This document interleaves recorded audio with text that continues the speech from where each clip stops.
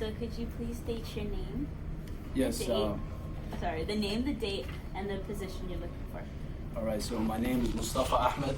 Today's date is the 13th of February, right before Valentine's Day.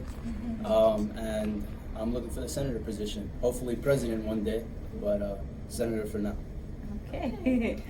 To start off, are you free Thursdays 3:30 to 5? Yes, sir. Okay. And what are your main motivating factors that led you to want to join the SGA? Well, I heard a lot of good things about the SGA. Honestly, a lot of people have told me that you guys were able to help people and help students find what they were looking for in terms of their college career and in terms of their careers in general.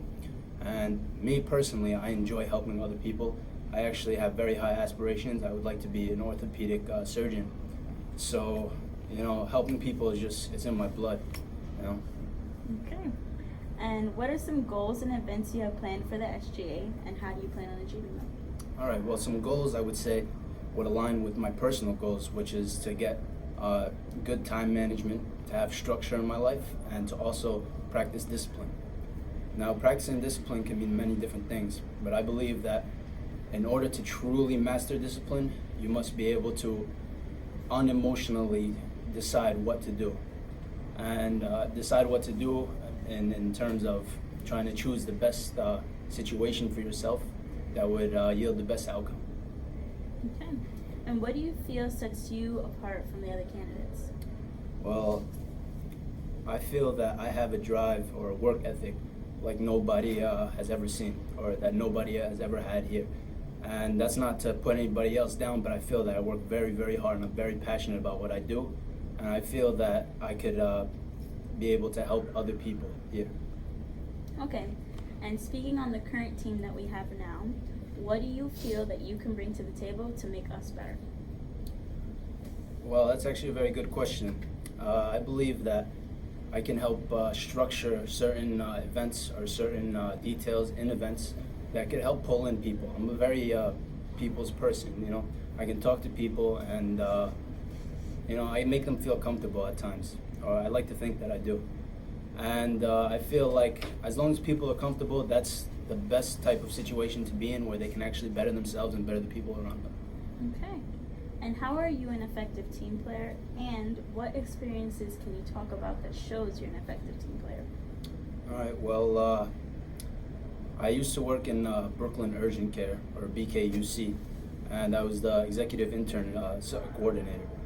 And basically what this required as a job, like what was required of me, was to see what interns had what strengths and what weaknesses that they had, and be able to really coordinate them in a way where they can use their strengths in an efficient manner, and also use their weaknesses where it wouldn't really show in the work that they did, but they would also be strengthening it at the same time.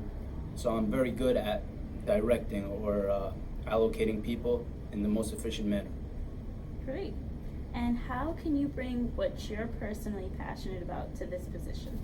Well, I'm very passionate about health. I feel like health is one of the cornerstones of success. I feel that health is actually where you start. A lot of people in my life, they don't take care of their personal health, and I feel because of that they're not really happy, or they're not really successful in terms of maybe wealth or in terms of social conduct. And I feel like if you're healthy and you're walking around and you're good, that shows. You're able to talk to people a lot better. You're able to, help other people too. You're able to do what you're passionate about confidently. Great. So speaking on Hostos Community College in general, where do you feel that there's room for improvement, and what solution can be provided? I think that Hostos is doing a wonderful job. And I think that the people that are in the SGA are doing a wonderful job. But if I could help out a little bit, I would just try to get people to, reach out a little bit more. Try to get them to not be scared to talk to other people. I've seen that a lot in my classrooms. People are a little bit shy, or they're a little bit nervous.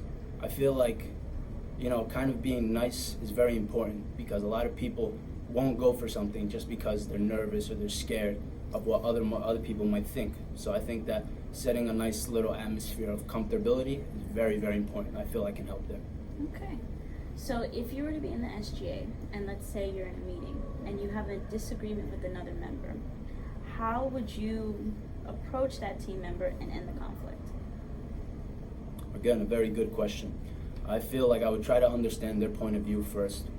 And if their point of view does make sense, which a lot of times it does, I would try to see it from that perspective.